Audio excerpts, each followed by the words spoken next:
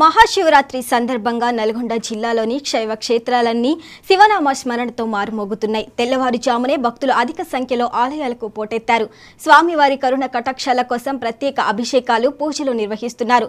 సాయంత్రం శివపార్వతుల కళ్యాణ మహోత్సవం కోసం అధికారులు ఏర్పాట్లు చేస్తున్నారు. ఉమ్మడి నల్గొండ జిల్లాలో తాజా పరిస్థితిపై మరింత సమాచారం మా ప్రతినిధి రామకృష్ణ అందిస్తారు.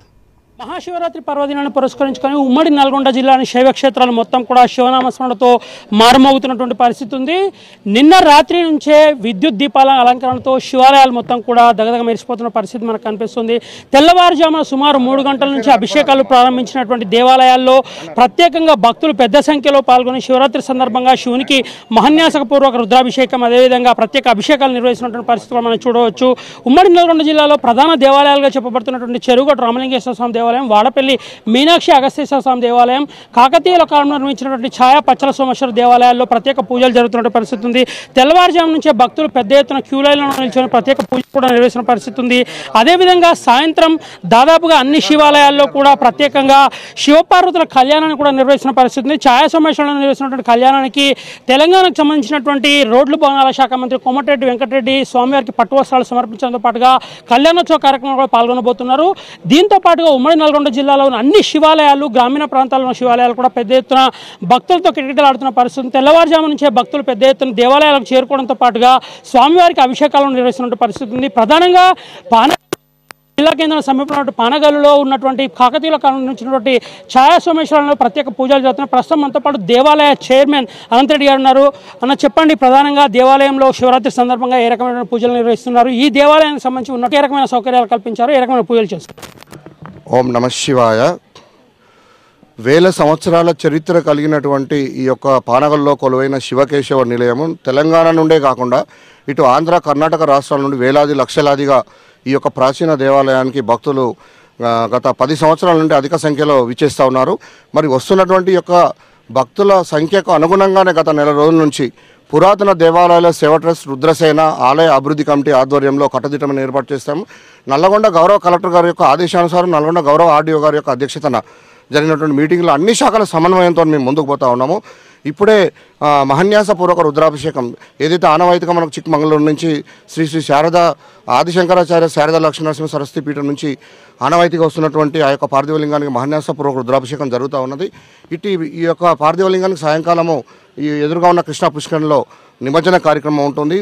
రాత్రి జరిగేటువంటి కళ్యాణానికి ఉత్సవమూర్తులకి మన రాష్ట్ర రోడ్డు మరి ఈ దేవస్థానంలో వేల సంవత్సరాల నాటి యంత్రశక్తి, చాలా అద్భుతమైనటువంటి యంత్రశక్తితో వర్ధిల్లుతున్నటువంటి ఈ యొక్క ఛాయాదేవి కొలువైనటువంటి దేవస్థానం కాబట్టి శనీశ్వరునికి ఇటు లక్ష్మీదేవి యొక్క సంబంధించినటువంటి గ్రహాలు కూడా కలుస్తున్నాయి. అంతేకాకుండా అమావాస్య గడియలు కూడా వస్తూ ఉన్నాయి. కాబట్టి మరి ఇటు దివ్య ముహూర్తాన మరి ఎన్ని జన్మల పుణ్యం చేసుకుంటేనో ఈ యొక్క దేవస్థాన క్రతుల్లో పాల్గొనడం కానీ, ఇక్కడ బాధ్యతల్లో పాల్గొనడం కానీ జరుగుతూ ఉన్నది. మరి ఇది ప్రకృతి వడిలో కొలువైనటువంటి దేవాలయం. ఇప్పటికే మేము యజ్ఞ యాగాలకు సంబంధించిన 2000 మొక్కల్ని నాటి ఇక్కడ అన్యాకృతమైన భూముల్ని కూడా పరిరక్షిస్తూ వస్తూ ఉన్నాము. మరి ఇక్కడ పర్యావరణాన్ని కాపాడి, దీని పవిత్రతను కాపాడి, ఈ యంత్ర మహిమను కాపాడి భావితరాలకు అందించాల్సిన బాధ్యతను ప్రతి సనాతన ధర్మకర్త స్వీకరించాలని తెలియజేస్తూ మరొకసారి భక్త మహాశయులందరికీ కూడా ఈ మహాశివరాత్రి పర్వదిన శుభాకాంక్షలు తెలియజేస్తూ ఉన్నాము. ప్రత్యేకంగా చెప్పండి, అభిషేకాలకు కావచ్చు, దర్శనాలకు కావచ్చు, వచ్చే భక్తులకు ఏ రకమైన సౌకర్యాలు కల్పించారు? సాయంత్రం కళ్యాణోత్సవానికి కూడా పెద్ద ఎత్తున భక్తులు వచ్చే పరిస్థితి ఉంది. ఎట్లా, ఏ రకంగా వీటన్ని సమయం చేయబోతున్నారు? 5 క్యూ లైన్ల ద్వారా ప్రధానంగా సీనియర్ సిటిజన్స్ కానీ, ఫిజికల్లీ ఛాలెంజ్డ్ వాళ్ళకు కానీ, అలాగే ఎక్స్ సర్వీస్ మెన్ కానీ, తర్వాత పాత్రికేయ మిత్రులకు ఒక ప్రత్యేకమైనటువంటి శీఘ్ర దర్శనం అయ్యే విధంగా ఎలాంటి రుసుము లేకుండా ఒక దగ్గర నుండి స్వామిని చూసే విధంగా ఏర్పాటు చేశాము.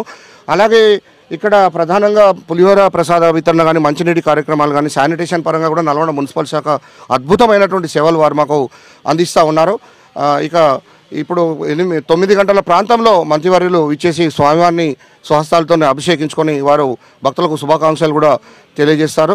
వస్తున్నటువంటి ప్రోటోకాల్ కూడా వారికి, మన సామాన్య భక్తులకు ఇబ్బంది కలగకుండా ఆ ప్రోటోకాల్ కూడా వేరే ప్రత్యేకమైనటువంటి క్యూ లైన్ ఏర్పాటు చేయడం అనేది జరిగింది. ఉమ్మడి నల్గొండ జిల్లాలోని శైవ క్షేత్రాలు మొత్తం కూడా తెల్లవారుజామున 3 గంటల నుంచి కూడా భక్తులతో కిటకిటలాడుతున్న పరిస్థితి ఉంది. శివరాత్రి సందర్భంగా చేసిన ప్రత్యేక పూజలతో పాటు సాయంత్రం జరగబెట్టిన శివపార్వతుల కళ్యాణానికి కూడా భక్తులు పెద్ద సంఖ్యలో తరలి వచ్చే పరిస్థితులు ఉన్న నేపథ్యంలో దేవాలయాల కమిటీల ఆధ్వర్యంలో కూడా ఎక్కడ కూడా భక్తులకు ఎలాంటి అసౌకర్యాలు కాకుండా అన్ని రకాల ఏర్పాట్లు చేశారు. ప్రధానంగా వాడపల్లి దేవాలయం, అదేవిధంగా చెరుగట్టు దేవాలయంతో పాటు చారిత్రక ప్రాధాన్యత కలిగినటువంటి పానగల్ ఛాయాసోమేశ్వర దేవాలయంలో కూడా భక్తులు పెద్ద సంఖ్యలో వస్తున్న పరిస్థితిలో పోలీస్ శాఖ కూడా ఇటు రెవెన్యూ అధికారులు, మున్సిపల్ అధికారులతో సమన్వయంతో భారీ ఎత్తున ఏర్పాట్లు అయితే చేసినటువంటి పరిస్థితి ఉంది. ఉమ్మడి నల్గొండ జిల్లాలో శైవ క్షేత్రంలో ప్రస్తుతం నెలకొన్న తాజా పరిస్థితి ఇది.